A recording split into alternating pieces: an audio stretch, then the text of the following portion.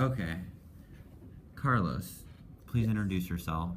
Hi, my name is Carlos Sorda. I am a junior at Straight Jesuit. How old are you?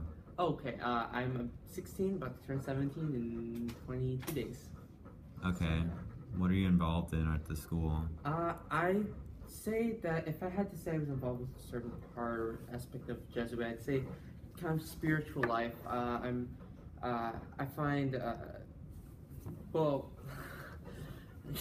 okay, I'm going to go on Junior Kairos this week so I can be a leader next week or next year, and I am involved with Freshman Retreat. I'm involved with Crusader Crew. What I'm sport? president of the Pro Life Club. I do swimming with a club, and then also I swim for the Straight Jesuit swimming and diving team. Thank you for that lengthy response.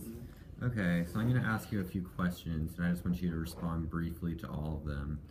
Okay, the first question is, do you know anything about the virtue of temperance? Would you be able to define it? I do have a connotation for what temperance is. We haven't learned about it yet in theology. I know that Mr. Shaberger has told us that we are. But I really believe it's self-control. I mean, that's what self-control and moderation. Yes.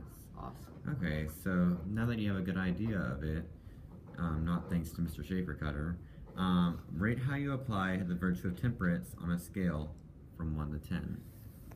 Well, just one word. I need a one honestly, word response. I don't need honestly. I just need you to say a number. I'd say a 4. A 4. Wow. Okay. Here. Okay. Are there times when you think you act out of moderation, and how is this detrimental to your formation in your faith? Well, I do know that one of the 7 deadly sins is sloth gluttony, and I guess it's kind of like the counterpart, it's the opposite of temperance. And I mean, honestly, I think that I indulge myself in some snacks and treats a little bit too much sometimes. Wow, what a bad boy. And then I mean, recently I just started driving, and I feel like I've been wasteful with like gas and stuff, and it's really not very good for the environment. Yeah. Wow, thanks for that response. Okay.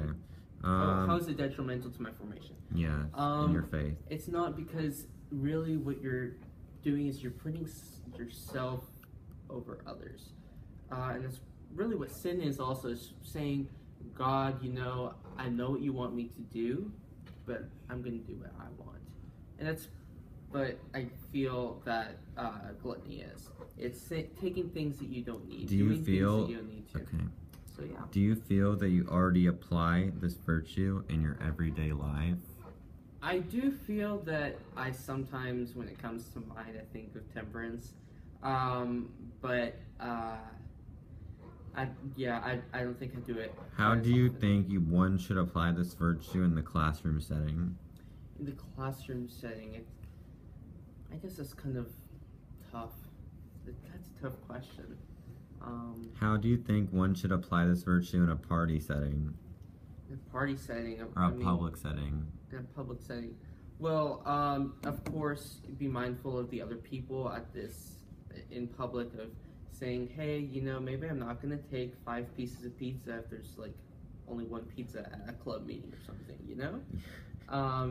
maybe I'm not going to go and cut across 5 different lanes on the highway. Okay. Yeah, so. Rate how you think your peers or your friends are applying this virtue currently on a scale from 1 to 10. From 1 to 10, I have some really good friends. One word. One. Just give me a number. Okay. I'm gonna go with a 6. Okay. That's what everyone chooses. Okay. What kind of habits would be good to form to practice this virtue? Habits. I feel that really asking yourself, have I sustained my need for whatever this is? And once you've done that, that's enough. How? So, Oh wait, sorry. Is there anything you could do to improve your practicing of this virtue? I think just being more mindful. Why is this virtue others. important for people to develop? It's important because really you get to it's generous to others who don't have as much, and maybe I'm not sure.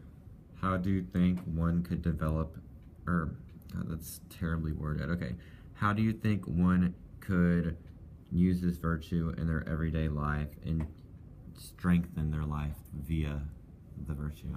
Of temperance. Yes. Well, we all have our different crosses. You have 13 seconds. And yeah, I think that it's really kind of different for each person, but it is something to be mindful for in order to grow close to God, to understand what He did. Okay. So, yeah. Thank you.